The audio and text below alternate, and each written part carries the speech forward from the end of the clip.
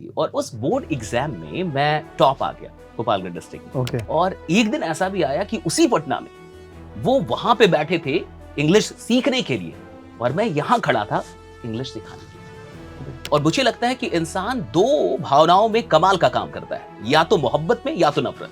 पिताजी कहते थे जब मैंने ट्यूशन पढ़ाना शुरू करा कि भैया बारिश है, जब बरसोगे तो भीगोगे, नहीं तो सूखे रह जाओगे। I have been a very good follower.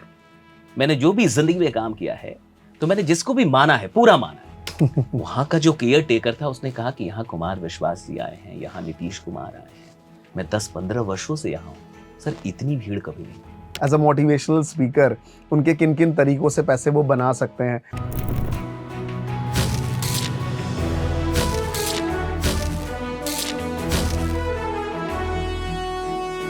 So hi everyone, welcome to India's top creator. और आज हमारे साथ एक ऐसी पर्सनालिटी है जो इंटरनेट पे अगर आपको कभी भी लगे कि यार मैं लो फील कर रहा हूँ लाइफ में, मेरा बिजनेस नहीं चल रहा, बहुत कुछ डुबा चुका हूँ, तो मुझे लगता है कि SKT जो यूट्यूब चैनल है सशिश सर का, sir welcome to India's top creator show. Thank you so much sir, thank you so much. और सच में आज मतलब मैं सेकंड टाइम सर से मिल रहा हूँ, लेकिन हमेशा जब आपकी वीडियोस और शॉर्ट्स में जो पसीना आपका, जो गुस्सापन दिखता है वो दहाड़ता हुआ, तो मुझे लगता है कि यार उससे ना एक अंदर एनर्जी आती है। वो क्या, वो जो एनर्जी है सर, उसका राज क्या है? एक्चुअली मैं जब बात करता हूँ तो पूरे दिल से बात करता हूँ, 100% हम लोग देने की कोशिश करते हैं। तो जब आप पूरे एफर्ट्स के साथ और पूरी दीवानगी में बात करते हैं तो वो एनर्जी, वो जो आपका एक एग्रेशन है वो बाहर आएगा। आप विराट कोहली को देखिए जी। अच्छा, कुछ लोग का नेचर भी ऐसा होता है, धोनी पे वो एग्रेशन कभी अच्छा नहीं लगेगा, उन पे वो शांत स्वभाव ही बढ़िया लगता है। तो मुझे लगता है कि मैं एक एग्रेसिव स्पीकर हूँ, ओके। तो मेरा नेचर अलग है। हाँ, तो अलग अलग स्पीकर होते हैं, सबका नेचर अलग है और मेरे लिए मुझ पे वो सूट करता है और मुझे लगता है इसीलिए इतने लोग देखते भी हैं और शेयर भी होता है। मतलब बहुत कम शब्दों में बड़ी बड़ी बातें कह गए, है ना? Great sir. लेकिन बहुत डिटेल में आज जानने की कोशिश करेंगे आपसे। थोड़ा सा मैं बचपन जानना चाहूँगा आपको। इन स्टार्टिंग में अभी आप इंटरनेट पे बहुत पॉपुलर हैं, हर कोई आपको देखने आते हैं, आपसे सुनते हैं, मोटिवेट होते हैं। बट ये जो 2-3 साल की जर्नी, मैं इसको स्किप करूं और इससे पीछे एक जर्नी बहुत लंबी रही है आपकी, बिल्कुल। तो थोड़ा सा उसके बारे में बताइए स्टार्टिंग से सर। पापा मेरे आर्मी में रहे, जी। तो जन्म तो गोवा में हुआ, लेकिन वहां से फिर निकल के हम लोग गोपालगंज आ गए। मतलब गोवा से गोपालगंज, बिहार। जी। और गोपालगंज में एक बाढ़ प्रभावित गांव से मैं बिलोंग करता हूं और जो प्राइमरी एजुकेशन थी मेरी वो सब सरकारी स्कूल में हुई है। वो बोरा छाप स्कूल, जैसे बोरा लेके हम लोग जाते बोरा थे, लेके जो हम लोग जाते थे। हाँ। और उस तरीके से मैंने अपनी प्राइमरी एजुकेशन वहां पे कंप्लीट की। 8वीं में जब मैं था ना, तो गोपालगंज और पूरे बिहार में ही 8वीं में एक बार बोर्ड हो गया। जो बोर्ड 10वीं में होती थी, करेक्ट है, वो 8वीं में एक बार हो गई थी और उस बोर्ड एग्जाम में मैं टॉप आ गया गोपालगंज डिस्ट्रिक्ट में। Okay. And that was the turning point of my life. वहां से मेरी जिंदगी थोड़ी बदली और मेरे पिताजी को लोगों ने काफी मोटिवेट किया कि ऐसा लड़का तो पूरे गांव में नहीं पैदा हुआ, पूरे खानदान में नहीं पैदा हुआ, तो आप इसको पटना लेके जाइए। And that was the turning point. मेरे पिताजी मुझे पटना लेके आए और एक CBSE स्कूल में, इंग्लिश मीडियम स्कूल में 9th के लिए मेरा एडमिशन हो गया।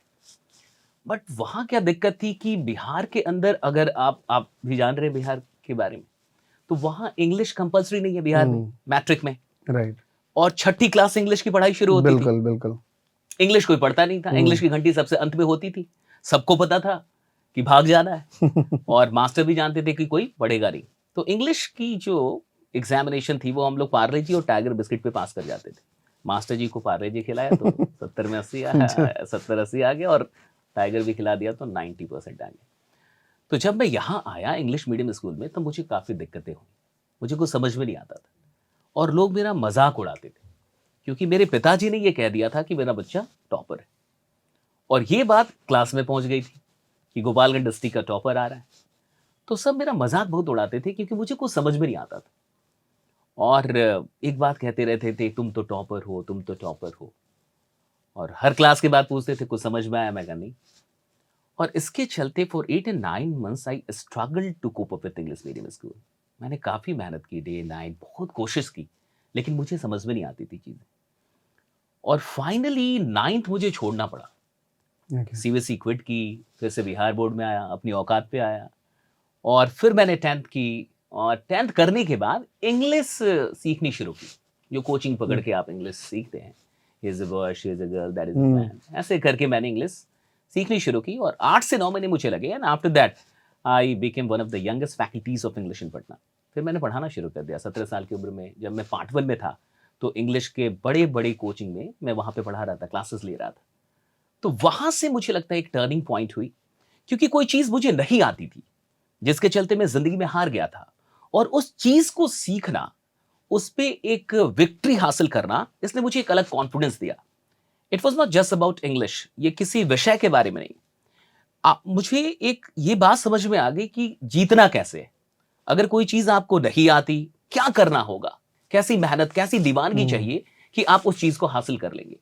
और एक पार्ट 1 का स्टूडेंट पढ़ा रहा है, मुझसे बड़े-बड़े लोग पढ़ने के लिए आ रहे हैं, जो पार्ट 3 में हैं, कोई एमबीए कर रहा है, साइंस कॉलेज के प्रोफेसर आते थे, तो कई बड़े-बड़े लोग मुझसे, और वो आके मेरी क्लासेस में बैठे हुए पढ़ने के लिए। तो उसने एक अलग कॉन्फिडेंस दिया, और वहाँ से मुझे लगता है कि एक अलग जर्नी हमारी शुरू हो गई। उसके बाद से फिर पढ़ाया, 2-3 साल पढ़ाया, काफ़ी अच्छा रहा वो सब कुछ। बड़ा अच्छा वाक़या भी है। उसी में एक क्लास मैं ले रहा था, एडवांस इंग्लिश की क्लास। तो उस समय क्या होता था एडवांस इंग्लिश की क्लासेस में कि टीचर्स को हिंदी बोलने की इजाज़त नहीं। हाँ, वो सिर्फ इंग्लिश में ही बात करेगा। तो I took a class for around 1.5 hour completely in English. So when I came out of the class, suddenly a girl followed me. एक लड़की उधर से फॉलो की और उसने मुझसे पूछा, हेलो आर यू सशीश? मैंने कहा कि yes I am Sashish, what for, क्या बात? Have you been living in Patna for the last 5 and 6 years? I said, yes, I have been living in Patna for the last 5 and 6 years. Okay, were you in Krishna Central School? I said, yes, I was in Krishna Central School. Okay, do you know Falla, Falla, Falla, Falla, Falla? I said, yeah, I know Falla, Falla, Falla, Falla, Falla. उसने कहा, कहाँ जानते हो? मैं ही तो हूँ। तो वो मेरे सीबीएसई के दोस्त जो जिंदगी भर अंग्रेजी माध्यम से पढ़ते आए, जो मेरा मजाक उड़ाते थे, जिनका पूरा खानदान अंग्रेजी माध्यम से पढ़ता आया। और एक दिन ऐसा भी आया कि उसी पटना में वो वहां पे बैठे थे इंग्लिश सीखने के लिए, और मैं यहां खड़ा था इंग्लिश सिखाने के लिए। तो मैंने उस लड़की से पूछा था कि कुछ समझ में आया? तो मुझे लगता है कि हर वो चीज जो आप सच में हासिल करना चाहते हैं, आप उसे हासिल कर सकते हैं। सवाल इसका है कि आप सच में चाहते हैं कि नहीं। तो इंग्लिश मैं कई जगहों पे जब पढ़ाता था तो मुझसे लोग पूछते थे कि सर आप कैसे आपने किया, या आप कैसे बोलते हैं, कैसे सीखा आपने? तो मैंने कहा यार बात कैसे की नहीं है, बात क्यों की है। आपके लिए अंग्रेजी एक विषय है और मेरे लिए दुश्मन। मुझे बदला लेना था, और मुझे लगता है कि इंसान दो भावनाओं में कमाल का काम करता है, या तो मोहब्बत में या तो नफरत। या तो जीतने से आपको मोहब्बत हो और या तो हारने से आपको नफरत हो। मतलब यही दो फीलिंग्स है जिसमें आप कमाल कर सकते हैं। मुझे नफरत थी कि मैं हार कैसे गया। एक अंग्रेजी के चलते मैं जीवन में पहली बार हारा था, तो मुझे उसे हराना था। तो मेरे लिए विषय नहीं था, एक युद्ध था जो मैं लड़ रहा था। और जब आप अपनी औकात पे आ जाते हैं, आप कुछ भी संभव कर लेते हैं। Great sir, great great.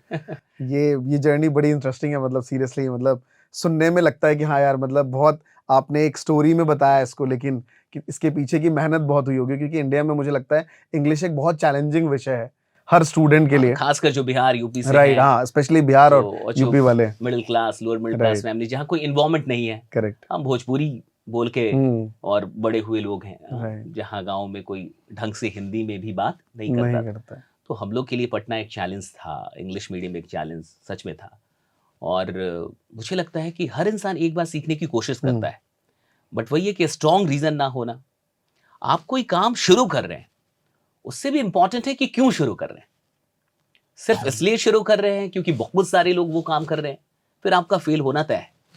लेकिन आपके पास कोई कारण है, ठोस कारण है कि मैं क्यों शुरू कर रहा हूं। क्योंकि जब रिजल्ट नहीं आता तब आपको आपका कारण उस मैदान में टिका के रखता है। और ये डन है कि आप कुछ भी कर लीजिए, रिजल्ट जल्दी आता नहीं। तो एक फेज तो आता है जब रिजल्ट नहीं मिल रहा, आप कुछ भी कर लीजिए। उस फेज में ही 90% लोग दम तोड़ देते हैं, गिव अप करेंगे।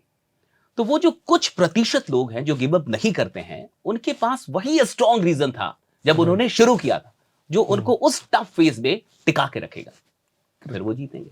Great sir, great. बहुत सही बात कही आपने, और इस पे कोई ओपिनियन नहीं है मेरा। बिल्कुल एग्जैक्ट ये सही आंसर है कि आपके पास रीजन होना चाहिए।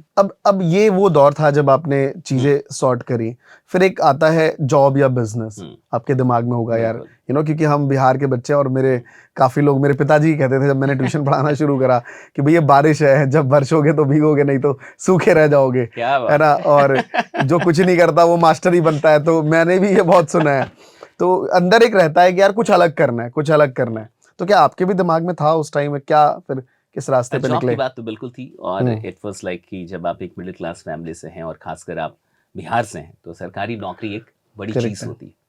तो सरकारी नौकरी की तैयारी भी की, और बट फाइनली एक टाइम आया जब मुझे ऐसा लगा कि गवर्नमेंट जॉब से अच्छा हम कुछ और कर सकते हैं। मैं जब पढ़ा ही रहा था और पढ़ रहा था, जब ग्रेजुएशन थर्ड ईयर में था, तब मेरी मुलाकात डायरेक्ट सेलिंग से हुई। मैं एक डायरेक्ट सेलिंग के सेमिनार में गया, और वहाँ पे जो कुछ भी मैंने देखा, तो मुझे ऐसा लगा कि अगर मैं नौकरी करूँगा तो सिर्फ अपनी ज़िंदगी और अपने परिवार की ज़िंदगी चला पाऊँगा। लेकिन अगर मैं नौकरी नहीं करता हूँ, तो मैं हज़ारों परिवारों की ज़िंदगियों को प्रभावित कर पाऊँगा पॉजिटिवली। तो ये बात समझ में आ गई थी कि नौकरी से सिर्फ अपना परिवार चलेगा, और नौकरी अगर नहीं करते हैं, स्ट्रगल और करते हैं, तो शायद और भी फैमिलीज़ को, और भी लोगों के लिए हम ज़िंदगी में कुछ बढ़िया कर पाएँगे। तो जब ये बात समझ में आई, तो फिर नौकरी देना, उसकी तैयारी, वो सब कुछ छोड़ दिया। फिर कहीं से भी ये बात ध्यान में नहीं रही, और सर्टिफिकेट देखे ही ज़माने हो गए, कहाँ है नहीं है अब ये भी नहीं पता, राइट, क्योंकि उसकी ज़रूरत फिर कभी नहीं पड़ी। एक बार ये क्लियर करना था कि नौकरी करनी है या नहीं करनी है। तो फिर जब ये क्लियर हो गया कि नहीं करनी है कुल मिला के, और कुछ ऐसा ही करना है जिससे हम नौकरी ना लें बल्कि औरों की सहायता कर पाएँ, फिर ये जब तय हुआ, तो फिर डायरेक्ट सेलिंग में आ गए। और डायरेक्ट सेलिंग में आने के बाद मुझे नहीं लगा कि फिर नौकरी की कोई ज़रूरत थी। Great sir, great. कितना टाइम आपने इस इंडस्ट्री को दिया? 5 साल, 5 साल। 5 इयर्स डायरेक्ट सेलिंग में रहा, और 2009 में मैंने एंटर किया था। बहुत सारे लोग अभी भी मुझसे पूछते हैं कि सर आप किस कंपनी में काम कर रहे हो, एंड ऑल एंड ऑल। अब अच्छी बात है कि मैं आपके साथ हूँ, राइट, तब बता पाऊँ कि मैं कहीं नहीं काम कर रहा। ग्रेट मैंने सर। 5 साल काम किया था, 2009 में मैं आया था, फिर 14-15 तक लगभग 5-6 साल काम किया, अच्छा काम किया, बढ़िया टीम बनाई, और अच्छा एक्सपीरियंस रहा, बहुत कुछ सीखा उस इंडस्ट्री से। मुझे लगता है कि आज मैं जो कुछ भी कर पा रहा हूँ, उसमें एक बहुत बड़ा कंट्रीब्यूशन उस इंडस्ट्री का है, क्योंकि उसने हमें मेहनत करना सिखाया। मैं आपको बताऊँ कि जब मैं डायरेक्ट सेलिंग में आया, तो वहाँ एक कमाल की बात सिखाई जाती थी कि 2 गोल्डन रूल हमें सिखाए जाते थे कि your upline is always right, यानी जो आपका सीनियर है, ही इज़ ऑलवेज राइट। राइट। और दूसरी बात कि whenever you think that your upline is wrong, refer to rule number first. जब कभी भी तुम्हें ऐसा लगने लगे कि यार ये बंदा सही नहीं है, ये ऊपर वाला, तो फिर से याद पहले करो। वाला याद कर लो, और पहले वाला था कि अपलाइन इज ऑलवेज राइट। तो मेरे एक अपलाइन थे, उन्होंने मुझसे कहा कि सर आप अगर पढ़ाना छोड़ देते तो बड़ा कमाल करते। तब मैं पढ़ा भी रहा था और ये भी फिर साथ चल साथ रहा था। तो उन्होंने कहा कि यार पढ़ाना छोड़ देते तो कमाल करते। मैंने छोड़ दिया। I have been a very good follower. मैंने जो भी जिंदगी में काम किया है, तो मैंने जिसको भी माना है, पूरा माना है। जब मैं अंग्रेजी सीखता था, तो मेरे टीचर अगर कुछ भी कह देते थे, मैं उसे पूरा करता था। जब मैंने काम किया, जिसको सीनियर माना, जिसको गुरु माना, उसने जो कहा, आंख बंद करके मैंने किया। मानने से पहले मैं सोच लूंगा, लेकिन एक बार अगर आपको मान लिया, फिर आप जो कहोगे वो करूंगा। तो उन्होंने कहा छोड़ दो, मैंने छोड़ दिया, और छोड़ के आ गया मैं रोड पे। अब मैं रोड पे पास प्रमोट कर रहा हूं कि आप क्या करते हो सर? अच्छा आप स्टूडेंट हो, संडे को क्या कर रहे हो, आ जाओ। कई बार मेरे स्टूडेंट मिल जाते थे अच्छा। कि सर आप सर आप तो पढ़ा रहे थे। मैं कहा मैं बहुत बड़े काम में हूँ। तो बहुत सारी चीजें हुई, हमने ये सीखा कि कैसे फील्ड वर्क करना है। और मुझे लगता है कि पटना का कोई गली मोहल्ला चौराहा नहीं होगा जहाँ मैंने इनविटेशन नहीं की, उसको अननोन इनविटेशन कहते हैं। तो सुबह मतलब कि 6-7 बजे घर से निकल जाना, रात में 12 बजे आना, 1 बजे आना। मेरी मम्मी कहती थी कुछ हो जाएगा तुमको, इतनी रात में मत आया करो। 2 दिन जो मेरे साथ रहता था, उसको तीसरे दिन बुखार हो जाता था। बिना खाए पिए प्यासे ऐसे ही घूम रहे हैं पागलों की तरह, राइट, इनविटेशन कर रहे हैं। तो मेहनत की। हाँ, शिकायत तब भी नहीं थी। ऐसा नहीं था कि रो रहे थे, कि शिकायत कर रहे थे कि भगवान ये क्या जिंदगी है जी, हाँ कितना बढ़िया थे, एसी रूम में पढ़ा रहे थे, ये कहाँ भेज दे। नहीं, कोई शिकायत नहीं थी। कभी भी मजबूरी में काम नहीं किया। जो भी काम किया उसमें एक मोहब्बत थी क्यों कर रहा था काम ये पता था कि ये मैं क्यों कर रहा हूं, इसका दर्शन क्या है। तो वो क्लैरिटी थी जिसके चलते कभी कोई शिकायत नहीं हुई। संघर्षों से हमने शिकायत नहीं की, दुखों से हमने शिकायत नहीं की, और उसको एंजॉय किया, उस फेज को एंजॉय किया। पार्ले जी बिस्किट खा के कुछ दिनों तक रहना, उसको एंजॉय किया। जब आपके पास, आप पूरे पटना को घूम रहे हैं धूप में, और आपके पास 5 रुपए नहीं आइसक्रीम खाने के लिए, तो उसको एंजॉय किया। मैं दूर जाता था पढ़ाने, एक बीटा नाम की एक कोचिंग होती थी बोरिंग रोड में, मैं भूतनाथ रोड में रहता था, उधर पैदल जाता था। पैदल जाना और पैदल आना, जो लोग पटना में हैं, जो जानते हैं, एनएमसीएच से, भूतनाथ रोड से ईएन कॉलेज, बोरिंग रोड, पैदल जाना पैदल आना। तो मुझे लगता है कि हर इंसान ने अपनी जो सफलता है उसकी कीमत चुकानी है, और मुझे लगता है कि कोई भी चीज़ आपको फालतू की नहीं मिलती। ईश्वर आपको फालतू में कुछ भी नहीं देता। आपको ये समझाना होगा और दिखाना होगा कि आप डिजर्व करते हैं। Great sir, great. मतलब बहुत ही इंस्पायरिंग स्टोरी है हर जॉनरा के। अगर जो लोग नेटवर्क मार्केटिंग से भी हैं बिल्कुल। और वो देख रहे होंगे, उनको भी बहुत मोटिवेशन मिल रहा होगा इन चीज़ों। ये बात तो समझ आ गई कि ये आपकी एक स्ट्रगल स्टोरी थी, बट एक अभी भी अनटच स्टोरी है कि यूट्यूब की। एक यूट्यूब की एक जर्नी है, मतलब एज अ क्रिएटर, क्योंकि मैं स्पेशली मैंने अपना जो डिजिटल वर्ल्ड है यूट्यूब से ही शुरुआत करी थी। तो मुझे बड़ा अच्छा लगता है कि जब कोई क्रिएटर यूट्यूब पे वीडियोस बनाते हैं और वो सारा।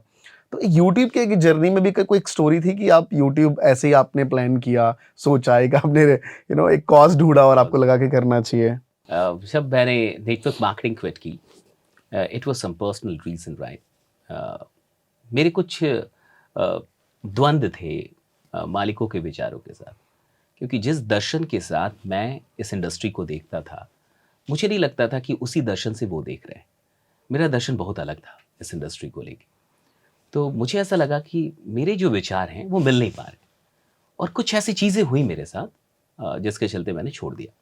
तो आप 5 साल बड़ी शिद्दत से, बड़ी मोहब्बत से किसी इंडस्ट्री में काम करते हैं, तो उसको छोड़ने के लिए तो नहीं करते। Hmm. But something happened with me, तो मैंने उसे छोड़ दिया, और पटना से मैं चला गया भागलपुर। अभी हम लोग पटना रह रहे थे बहुत दिनों से, राइट, 10-15 वर्ष हो गए थे हमारी फैमिली को पटना में रहती है। और उसको छोड़ के मैं भागलपुर चला गया, और भागलपुर में जाके मैंने 6-7 बच्चों से अंग्रेजी पढ़ाना शुरू किया। Okay. मुझे एक बंदा जानता था, उसने मुझे किसी बड़े स्टेज पे देखा था, नासिक महाराष्ट्र में। हम्म। तो एक बार जब मैं वहां गया था, तो वो मुझे पहचान गया था कि सर मैंने आपको वहां पे देखा था, और उसका नंबर था मेरे पास। वो एक कोचिंग चलाता था। तो उसने कहा कि सर अंग्रेजी का फैकल्टी नहीं है, आप आ जाइए। और उस समय तक कुछ चीजें ऐसी हो गई थी कि मैं यहां से छोड़ रहा था इस इंडस्ट्री को। तो मैं गया वहां पे, और 6-7 बच्चों से मैंने पढ़ाना शुरू कर दिया। और अगले 6 महीने के बाद, जस्ट 6 महीने के बाद, हम लोग भागलपुर में हजारों लोगों के साथ टाउन हॉल में सेमिनार कर रहे हैं, मोटिवेशनल सेमिनार, अपनी कोचिंग की। 6-7 महीने हमें लगे थे। हमने उससे, मतलब इतने लोग आ गए कि हमें 15-20 मिनट, मुझे याद है, हमें हाथ जोड़ के बाहर खड़ा होना हो पड़ा कि आप अगली बार आइएगा। वहां का जो केयर टेकर था, उसने कहा कि यहाँ कुमार विश्वास जी आए हैं, यहाँ नीतीश कुमार आए हैं, मैं 10-15 वर्षों से यहाँ हूँ, सर इतनी भीड़ कभी नहीं। तो आप सोचिए क्या आलम होगा। और उस समय भागलपुर में मोटिवेशनल सेमिनार कोई जानते नहीं था हम्म। कि ये क्या होता है। सेमिनार पहली बार बहुत लोगों ने सुना। तो बड़ा अच्छा किया हम लोगों ने, हम लोग अच्छा कर रहे थे। 2-3 साल वहां पे पढ़ाना शुरू किया, तो 2-3 साल निकल गए। लेकिन अंदर में एक बात थी डायरेक्ट सेलिंग को लेके, because I was never negative. मैं नेगेटिव नहीं था कभी। मैंने इंडस्ट्री छोड़ा था, लेकिन उस इंडस्ट्री से जो कुछ भी मुझे मिला था, मैं ग्रेटफुल था उसके लिए। तो मेरा जो दर्शन था, मेरी जो नॉलेज थी, जो एक्सपीरियंसेस थे, मुझे ऐसा लगा कि मुझे शेयर करना चाहिए। और वहां मुझे, चूंकि टेक्नोलॉजी का मुझे नॉलेज नहीं था कि ये सब कुछ कैसे होता है, मुझे वहां अंकित मिले। मेरे एक स्टूडेंट के छोटे भाई थे, Okay. उनको सब कुछ आता था। तो मैंने कहा कि यार ये तो बढ़िया है। फिर हमने एक चैनल की शुरुआत की, और वहां से 2018, मुझे जहां तक याद है, नवंबर में चैनल की शुरुआत हुई। और हमने कहा कि यार जो मुझे आता है उसे सिखाने की शुरुआत करते हैं। अच्छा, कहाँ से शुरू हुई? एक मोबाइल, हमारे पास वो जो बोया का माइक होता है ना, वो भी नहीं था, जो आप बढ़िया रिकॉर्डिंग, तो बाथरूम में जाके मैं रिकॉर्ड करता था, उसकी ऑडियो अच्छी आएगी। अच्छा। हाँ। Great sir. ऐसे रिकॉर्डिंग करते थे। कैमरा था नहीं, कोई डीएसएलआर कैमरा नहीं था। तो हमने वॉइस ओवर जो वीडियोस है वो शुरू की। अंकित उसको एडिट करते थे, और मैं कंटेंट जो था वो वॉइस वो हम लोग तैयार करते थे और जाके उसको रिकॉर्ड कर लेते थे। मोबाइल में ही सब कुछ चल रहा था, मोबाइल के साथ भी कोई माइक नहीं जुड़ा हुआ था।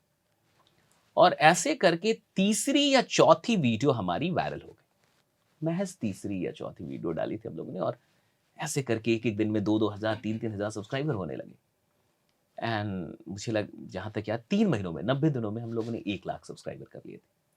और 1 लाख सब्सक्राइबर के बाद हमने अपना चेहरा दिखाया। तब हम लोग आए, तब तब तक ले लिया हमने वो कैमरा ले लिया, सारी चीज़ें कुछ-कुछ ले ली और भागलपुर से ये जर्नी शुरू हुई। एक और चीज़ थी कि जब आप देखिए कि जब आपके साथ काफ़ी लोग हो जाते हैं और आप लोगों के साथ बहुत दिनों तक रहते हैं, तो कई बार लोग आपको हल्के में लेते हैं। अब जो लोग आपके साथ 5-6 साल से हैं या ऐसे हैं, तो कई बार ऐसा होता है कि वो आपकी वैल्यू नहीं समझते। तो कुछ ऐसी भी चीज़ें हो गई थी कि ऐसा लग रहा था यार कोई समझ ही नहीं रहा। इधर भागलपुर में आ गए तो उसको लग ही नहीं रहा कि मैं कौन हूँ।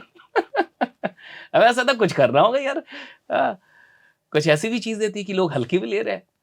तो चैनल को शुरू किया और उसके बाद से ऊपर वाले की कृपा थी। मुझे लगता है कि टैलेंट बहुत लोगों में होता है, कुछ नसीब, कुछ राइट। आशीर्वाद, कुछ दुआएँ लोगों की, और ईश्वर आपको कहाँ लेके जाना चाहता है। फिर वहाँ से हमें एक अच्छा रिस्पॉन्स मिला और एक टर्निंग पॉइंट फिर वहाँ से हुआ। यूट्यूब पे आना वाज़ अ टर्निंग पॉइंट, वहाँ से पूरा खेल बदल गया। और उससे पहले हम लोग, जैसे आप मुझे जान रहे हैं तो ट्रेनिंग के लिए आपने बुला लिया। कोई और जान रहा है तो मुझे ट्रेनिंग के लिए बुला लिया कि सर आके हमारी टीम को ट्रेनिंग दे दो। लेकिन यूट्यूब पे जब हम लोग आए तो हमें फिर पूरी इंडिया से ट्रेनिंग के लिए चीज़ें आने लगी कि सर आप, तो वहाँ से हम लोग का जो एक ट्रेनिंग वाला जो लाइफ है, एक ट्रेनिंग का जो स्कोप था वो बड़ा हो गया, ब्रॉडर लेवल पे चला गया। Right. That happened. Great sir, great. मतलब ये यूट्यूब की जर्नी, मतलब बाथरूम से शुरू करना, बाथरूम से शुरू। काफी मोटिवेशन। मतलब हर लोग जिनके पास, मतलब मैं हमेशा कहता हूँ यार बोया का माइक ले लो, 500-700 रुपए का आता है। हाँ, उतने मतलब का ही कुछ आता लोगों के था पास भाई। नहीं भी हो सकता है। नहीं भी हो सकता, मतलब definitely। वो शायद अभी बहुत मोटिवेट फील कर रहे हो कि जब आप इस लेवल पे आ गए। मतलब और आपको विश्वास होना चाहिए अमरीश जी। मुझे ऐसा लगता है कि यू मस्ट हैव फेथ। जब हम लोग ने शुरू किया तो कई लोग पूछते कि सर आप यहाँ तक कैसे, हमें पता था, लेकिन पहुंचना। हाँ, ऐसा नहीं था कि हमें कोई शक था। ये नहीं था कि हमें कोई शक था कि यार मेरा कंटेंट लोगों को अच्छा नहीं लगेगा या मेरे पास जो नॉलेज है वो नहीं चलेगी। हमें ये पता था कि मेरे पास जो नॉलेज है, मैं जो कुछ भी बताने वाला हूँ, मेरा जो दर्शन है वो लोगों के दिलों तक पहुंचेगा। हम ये इस बात को लेकर श्योर थे कि हम हेल्प करने वाले हैं। हम बहुत सारे लोगों की जिंदगी में एक पॉजिटिव इंपैक्ट लेके आएंगे। हमें पता था कि जो चीजें हमने सीखी हैं उससे जो लोग निराश हैं, जो लोग उदास हो चुके हैं, जो लोग छोड़ने के बारे में सोच रहे हैं, जो गिव अप करने वाले हैं, हम उनको फिर से जिंदा कर लेंगे। तो इस बात का विश्वास होना चाहिए। जब आप मैदान में आते हैं, एक खिलाड़ी जब मैदान में आता है ना, उसको पहले से पता होता है कि वो आज कमाल करने वाला है। अगर आप शक में आ रहे हैं कि अच्छा मैदान में चल के फैसला करेंगे कि क्या होगा, ऐसे नहीं होता साहब। जब आप उधर से उतर के आ रहे हैं ना, सीढ़ियां उतर के, उस समय आपको पता होना चाहिए कि मैं मैच जीतने जा रहा हूं, मैं खेलने नहीं जा रहा, मैं कुछ बड़ा करने जा रहा हूं। तो बहुत सारे लोग, मुझे ऐसा लगता है, जो क्रिएटर है या जो कुछ भी काम कर रहे हैं, वो कहते हैं बाद में देखेंगे, पहले शुरू कर लो। क्यों शुरू कर लो? शुरू करने से पहले सोचो ना कि मुझे जीतना है। आप हारने के लिए थोड़े खेल शुरू कर रहे हैं। और कौन इंसान है जो हारने के लिए खेलेगा? फिर गलत है, खेल ही छोड़ दो फिर फालतू का टाइम बर्बाद क्या करना है? अगर आपको क्रिएटर बनना है या फिर आप किसी चीज की तैयारी शुरू कर रहे हैं, एग्जाम में जाने वाले हैं, कुछ नौकरी लेना है आपको, आपको पहले दिन से, मुझे लगता है कि प्रिपरेशन से पहले इंपॉर्टेंट है माइंडसेट का प्रिपरेशन। राइट। और ये माइंडसेट होना चाहिए विनिंग माइंडसेट कि मुझे जीतना है, और ये विश्वास आपको पैदा करना होगा। भले आपके पास कुछ नहीं है, ना हमारे पास अच्छा माइक था, ना हमारे पास डीएसएलआर कैमरा था, हमारे पास कुछ भी नहीं था, एक छोटा सा फोन, वो भी होगा तो 10-15 हजार का होगा। लेकिन विश्वास थोड़े खरीद के आता है किसी मार्केट से। इसकी थोड़ी कोई दुकान है कि जाके आप विश्वास खरीदेंगे। भैया मैं क्या हूं, नहीं हूं, भाड़ में जाए, मुझे विश्वास है कि मैं कर लूंगा, तो आप मुझे रोक नहीं सकते।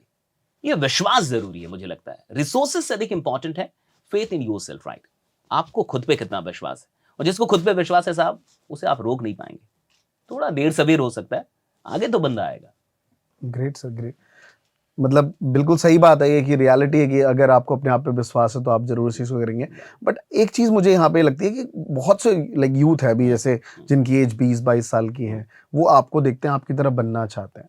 तो उसका एक सेट ऑफ रूल है कि आपको ये स्टेप लेने हैं, कुछ एक सेट ऑफ रूल्स हैं, थोड़े जो आप गाइड कर पाए उनको। देखिए एक्चुअली किसी के भी जैसा बनने का क्या है, इन द सेंस कि हाँ, मोटिवेशनल आप स्पीकर बनना है मेरे बनना को, है, ठीक है, राइट? मोटिवेशनल हाँ, स्पीकर बनना है, पब्लिक स्पीकर अगर आपको बनना है, किसी को भी बनना है, तो मुझे लगता है कि आपको ये देखना है कि जिसके जैसा भी आप बनना चाहते हैं, जो कुछ भी आप करना चाहते हैं, पहली चीज़ तो ये देखनी है कि आप उसके साथ उसके जैसा या ये करना ही क्यों चाहते हैं। एक पहले ठोस रीज़न निकालिए कि why do you want to do this, right? आप एग्ज़ैक्टली क्यों करना चाहते हैं? उसका पर्पस क्या है? दूसरी चीज़, एक बड़ी अच्छी चीज़ है कि जो सफल लोग कर रहे हैं, आप उसे देखिए, वैसा करने की कोशिश कीजिए।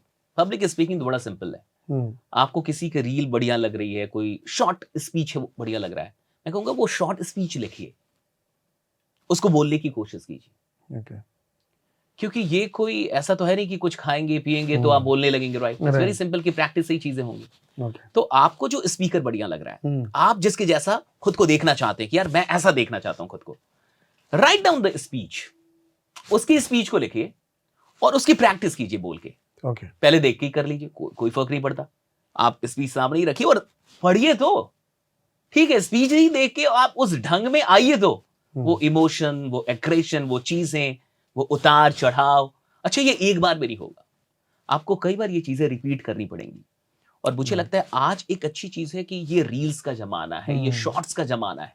टेक्नोलॉजी सबके तो पास है। आप हाँ, अच्छा शॉर्ट्स का ज़माना है, बहुत बड़ा कंटेंट नहीं चाहिए आपको। 1 मिनट और 30 सेकंड के लिए क्या कंटेंट चाहिए? छोटा-सा कंटेंट चाहिए। उस छोटे से कंटेंट की प्रैक्टिस कीजिए आप, बोलने की प्रैक्टिस कीजिए, record it, watch it, record कीजिए, देखिए और देखिए तो आपको समझ में आएगा कि कहाँ-कहाँ मेरी अभी भी कमी हो रही है। उसको फिर से इम्प्रूव कीजिए। और बाकी जहाँ तक कोर्सेज़ का सवाल है कि कुछ किताबें हैं पब्लिक स्पीकिंग पे या कुछ कोर्सेज़ हैं, वो भी हेल्पफुल हैं। इंडिया में अभी मोटिवेशनल स्पीकिंग को लेके कुछ खास नहीं है कि एग्ज़ैक्टली मोटिवेशन पे अच्छा कई लोगों को लगता है मोटिवेशन कुछ नहीं होता जी। हाँ, लगता है कि ये तो हाँ, मतलब आज है, कल नहीं रहेगा। बट ये प्योर साइंस है, राइट? एक बड़ी पढ़ाई है, मोटिवेशन कोई छोटा-मोटा विषय है, साइकोलॉजी है पूरी। राइट, लेकिन ना तो उतना कोई पढ़ाने वाला है और ना तो किसी को उतना पढ़ना है। राइट। कुल मिला के लोगों को लगता है कि 4 कहानियाँ सीखनी हैं, 4 कहानियाँ बोलनी है, मोटिवेटर बन जाना है। ऐसा नहीं है, पूरा विज्ञान है। और मुझे ऐसा लगता है कि motivational speaker in the sense कि एक करियर गाइडेंस हुआ आपकी लाइफ में, आपको उन्होंने गाइड किया और भारत में सबसे ज़्यादा कमी मुझे लगता है इसकी है, क्योंकि हम जब लाइक अब जैसा आपने बताया कि आप भी 10th में थे, कोई बताने वाला नहीं होता कि क्या कोई करना नहीं, है सही फ्यूचर बात में। है, बहुत सही आपने बात अपने ट्यूशन टीचर को देखा कि भैया ये कॉम्पिटिटिव की प्रिपरेशन कर रहे हैं, तो आपका एक प्लान सेट हो गया कि ये करना है। करना है। कोई सीए कर रहे हैं, जैसे हमारे ट्यूशन टीचर सीए बहुत थे, सही बात। तो हमने सीए करना शुरू कर दिया, हमें कुछ नहीं पता था। तो मुझे लगता है भारत में करियर काउंसलर, मोटिवेशनल स्पीकर की बहुत कमी है। कमी और अभी भी है और हाँ, स्कोप भी बहुत ज़्यादा है। क्योंकि लोगों को गाइड करने के लिए सही लोग नहीं है। नहीं तो है, सही बात क्योंकि है। हम हमेशा भाई ने अगर किसी हमारे रिलेटिव्स में कोई भाई ने अच्छा कर लिया है, हम वैसे ही बनना चाहते तो हैं। फिर वैसे अच्छा बनना उन्होंने चाहते यूपीएससी हैं। कर लिया तो अब मुझे भी करना है। उन्होंने राइट। आईआईटी कर लिया तो मुझे क्या भी एक करना है। फैमिली का भी हाँ। प्रेशर रहता है कि देखो भैया की एक नौकरी लग गई है, उस काम करके तुम्हें भी वही वाला काम करना है। अच्छा ये सब अनकन्वेंशनल बात है एक्चुअली। नौकरियां हैं जो बाकी चीजें हैं वहाँ चीजें समझ में आती है। अच्छा चीजें आसान क्यों लगती हैं आपको? Because you know the steps. Right. नौकरी आसान क्यों लग रही है? मुझे बताइए नौकरी आसान है? अगर आपके पास 1000 सीट हैं तो 1 लाख एप्लीकेंट्स हैं। राइट। आसान तो किसी भी दृष्टिकोण से नहीं है। फिर ये करोड़ों लोग नौकरी की तैयारी क्यों करते हैं? मैं आपको बता रहा हूं क्योंकि उनको ये पता है कि नौकरी लेनी कैसे है। They know the steps. Business कैसे करना है, स्टेप नहीं पता। अमीर कैसे बनना है, स्टेप नहीं पता। क्रिएटर कैसे बनना है, स्टेप नहीं पता। यूट्यूब से पैसा कैसे आएगा, स्टेप नहीं। अच्छा स्टेप ना पता होना किसी चीज को डिफिकल्ट कर देता है। राइट। और वहां आसानी से उसको पता अच्छा नौकरी में क्या करना है तो एक प्री देना है, एक मेंस देना है, ये इंटरव्यू देना है, हो गया जी। तो स्टेप्स पता होना लोगों को फंसा के रखता है। करेक्ट। और अगर आपको किसी चीज का स्टेप नहीं पता तो आपको खोजने की कोशिश करनी चाहिए। किताबें हैं, ब्लॉग्स हैं, इतने आर्टिकल्स हैं, वीडियोस हैं। मुझे लगता है कि बहुत सारे लोग सिर्फ इसलिए छोटे काम या उन सब जगहों पे फंसे हुए हैं क्योंकि उनको बड़े कामों का या बड़ी चीजों का रास्ता नहीं पता। राइट। Great sir. सो अभी आप कह रहे थे कि यूट्यूब से कितना पैसा आता है, वो सारी चीज़ें अभी आप बता रहे थे, तो मुझे एक याद आ गया कि हाँ यार एक सवाल रहना चाहिए मुझे आपसे कि एज अ मोटिवेशनल स्पीकर उनके किन किन तरीकों से पैसे वो बना सकते हैं, या फिर थोड़ा सा आप भी अपना इनपुट दे तो उनको और मज़ा आएगा क्योंकि वो जानने इच्छुक होंगे। बहुत सारे जो सब्सक्राइबर्स हैं वो आपके देख रहे होंगे, तो उनको लगेगा हाँ यार आज सर बताएंगे, कुछ मज़ा आएगा। अच्छा, जी। पैसा भी एक बहुत बड़ा मोटिवेटिंग हाँ, फैक्टर होता है ना? मुझे लगता है होना चाहिए। Money is one of the biggest motivating factors, right. तो इसमें कोई शक नहीं है। अच्छा, शुरू में तो आप कोई भी काम करें तो वहाँ आप ज़्यादा पैसा नहीं कमा पाते। मुझसे कई लोग बोलते हैं कि सर यूट्यूब से कितना पैसा आता है या सोशल मीडिया से कितना हुँ, पैसा आता है। तो मैं जहाँ तक उनको जवाब देता हूँ अपने एक्सपीरियंस में, मैं कहता हूँ कि देखो सोशल मीडिया से आपको पॉपुलैरिटी मिलती है, पहचान मिलती है, पहचान से बाज़ार आपको पैसा देता है। हुँ, जितने भी सोशल मीडिया प्लेटफ़ॉर्म्स हैं वो आपको पहचान देते हैं। अब वो पहचान आपकी कीमत डिसाइड करता है। जितनी बड़ी पहचान, हुँ, उतनी बड़ी कीमत। ये पहचान मिलेगी सोशल मीडिया से। आज जो भी लोग बहुत अधिक कुछ ऐसे लोग हैं, आप खुद जानते हैं, कुछ लोग को कुछ ब्रांड्स के ऐड करने के लिए एक-एक वीडियो पे 15 लाख, 10 लाख, 5 लाख जी। ऐसे मिलते हैं। That's very normal thing, right? लेकिन वो क्यों मिलते हैं? क्योंकि उन्होंने एक पहचान बनाई। वो बनाई। पहचान कहाँ से बनी? सोशल मीडिया से। तो पैसा शुरू में जो मोटिवेशनल स्पीकिंग है या जो भी चीज़ें हैं, शायद उतना ना मिले आपको। आप हुँ, स्कूलों में जाएँगे, कॉलेजेस में जाएँगे, वो अधिक आपको पैसा नहीं दे पाएँगे। 10,000, 11,000, 25,000 ऐसे हार्डली। बहुत लोग कहेंगे फ्री में कर दो जी, हमारे पास पैसा नहीं है। हुँ, तो आपको करना होगा। अगर आप ये सोचेंगे ना कि नहीं, नहीं पैसा मिले तभी करूँगा, फिर तो आप गए। हुँ, कोई बात नहीं, पहचान तो दे रहा है ना, उसको कैसे प्रमोट करना है, दैट इज़ इम्पोर्टेंट। हुँ, आप एक कॉलेज में गए, आपने एक टॉक लिया, नाउ प्रमोट इट। प्रमोट करना कहीं से भी गलत नहीं है। आपने एक काम किया ना, आप उसको दिखाने के लिए फ्री हैं दुनिया को कि मैंने ये काम किया है। तो पहली इनकम जो होती है वो सेशन से होती है, जो आप ऑफलाइन सेशंस लेते हैं। हुँ, ये थोड़ी कम होगी, शुरू में कम होगी, धीरे-धीरे लोग आपको पे करेंगे, डेफिनिटली पे करेंगे। ओके। दूसरी जो आप यूट्यूब से या फिर सोशल मीडिया से या एंडोर्समेंट जो आपको मिलते हैं, वहाँ से कमाई होती है। हुँ, ये कमाई होगी आपकी व्यूज़ के दम पे, कि कितने लोग आपको देख रहे हैं, एंगेजमेंट कैसा है, हुँ, ऑडियंस कैसी है आपकी। तो ये तो कंसिस्टेंसी से मिलेगी। व्यूज़ का कोई तो आपको पता है मंत्र है नहीं। हुँ, कंसिस्टेंसी इज़ द ओनली मंत्र। जितने भी लोग यूट्यूब पे या सोशल मीडिया पे फ्लॉप होते हैं, क्यों होते हैं? क्या वो कम टैलेंटेड हैं? बिल्कुल नहीं। वो कम कंसिस्टेंट हैं। हुँ, अगर आप रेगुलर नहीं हैं, तो छोड़ दीजिए फिर। अगर आप ये सोच रहे हैं कि मैं महीने में कभी वीडियो बनाऊँगा, सप्ताह में कभी बना लूँगा, फिर मैं एक क्रिएटर हो जाऊँगा, फिर मैं एक इन्फ्लुएंसर हो जाऊँगा, तो वो आप मौसमी इन्फ्लुएंसर है, राइट? हाँ। वो बरसात आई तो मेढक टाएँ-टाएँ करने लगे, वो वैसे चलेंगे नहीं फिर आप। एक कंसिस्टेंसी आपको बरकरार रखनी होगी। अगर आप वीडियोज़ बना रहे हैं, आप इन्फ्लुएंसर बनना हुँ, चाहते हैं या मोटिवेशनल स्पीकर बनना चाहते हैं। दूसरी चीज़ कि जब आप अपना ओपन टॉक करते हैं, शो करते हैं, हम लोग ये भी करते हैं कि किसी शहर में हमने कर दिया कि भई दिल्ली में हम अपना प्रोग्राम कर रहे हैं, हम यहाँ प्रोग्राम कर रहे हैं, तो वहाँ से भी आपकी इनकम होती है। वो एक अलग इनकम होती है। ओके। अच्छा, जो जॉनरा है आपका, अगर आप मोटिवेशनल स्पीकिंग है तो आप सेल्स के लिए मोटिवेशन देते होंगे, बिज़नेस के लिए देते होंगे, लीडरशिप के लिए देते होंगे, लाइफ स्किल के लिए। तो उस जॉनरा की जो कंपनियाँ हैं, वो आपको इनवाइट करने लगेंगी। हुँ, मैं आपको ये बता रहा हूँ, शुरू में ये 25,000 30,000 से शुरू होगा, कंपनियों की बात। हुँ, ये 5-10 लाख तक जाता है। ओके। अपना नहीं बता रहा। राइट? नहीं, ये या मैं भी कुछ अब आपका ही समझ रहा था और लोग भी मेरे ख्याल से आपका ही समझ रहे ये होंगे। शुरू जी, से 25-30 से शुरू ओके। होता है, 40-50 ऐसे आपको चलेगा कि यार, लेकिन फिर ये कंपनियाँ, ये जो कॉर्पोरेट कंपनियाँ हैं, जो और भी कंपनियाँ जो आपको टॉक के लिए बुला रही हैं, सेल्स के लिए या बिज़नेस के लिए, लीडरशिप के लिए, ये चल जाता है एक-एक सेशन के 5 lakh, 6 lakh, 7 lakh and people happily पे यू। हुँ, ऐसा नहीं है कि उनको कोई दुःख है। वो क्यों आपको पे कर रहे हैं? क्योंकि जो ट्रेडिंग पे, जो सेशंस पे पेमेंट होती है, वो एक्सपेंस में नहीं गिना जाता, वो निवेश में गिना जाता है। Right. That's a kind of investment. क्यों? इससे उनका बिज़नेस डेवलप हो रहा है। हुँ, आपने आके जो मेहनत की है 2 घंटे की, इससे उनका बिज़नेस डेवलप हो रहा है। वो जो काम कर रहे थे लोग, वो अब कहीं अधिक ऊर्जा में काम करने लगे। तो आपने बिज़नेस को बढ़ाया है। तो जब आप बिज़नेस को बढ़ा रहे हैं, अब मान के चलिए आपको 5 लाख किसी ने दिया, लेकिन आपको बुलाने से मेरा बिज़नेस 50 लाख बढ़ गया जी। करेक्ट है। तो फिर मैं आपको 5 लाख क्यों नहीं दूँगा? हुँ, क्या लगता है मेरा? तो कहीं तक जा सकते हैं आप।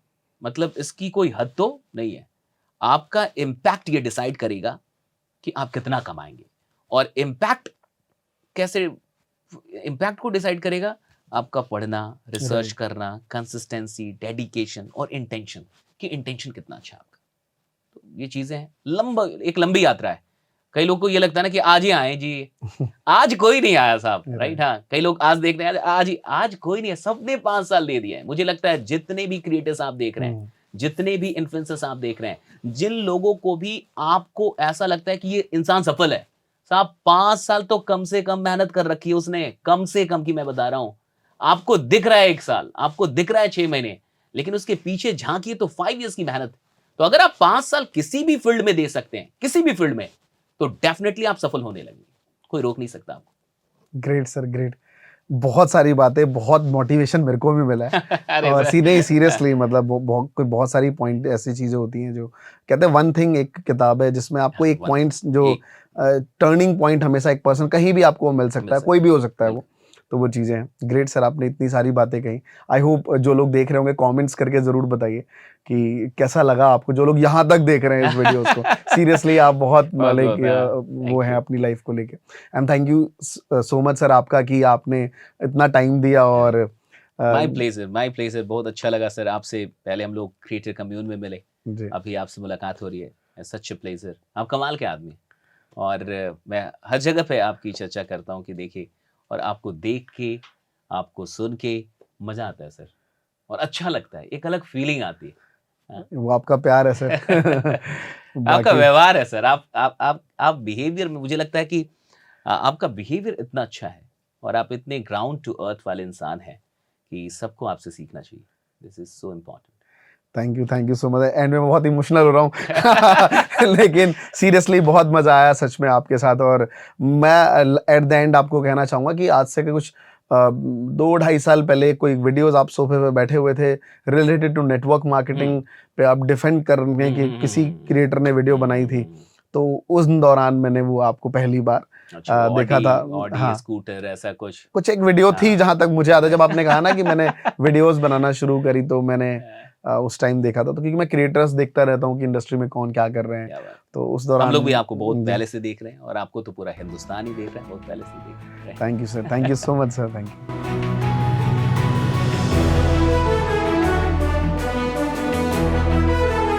के दो जो Okay, जिंदगी उस भर time पे। अंग्रेजी माध्यम से पढ़ते आए, जो मेरा मजाक उड़ाते थे, जिनका पूरा खानदान अंग्रेजी माध्यम से पढ़ता आया, और एक दिन ऐसा भी आया कि उसी पटना में वो वहां पे बैठे थे इंग्लिश सीखने के लिए, और मैं यहाँ खड़ा था इंग्लिश सिखाने।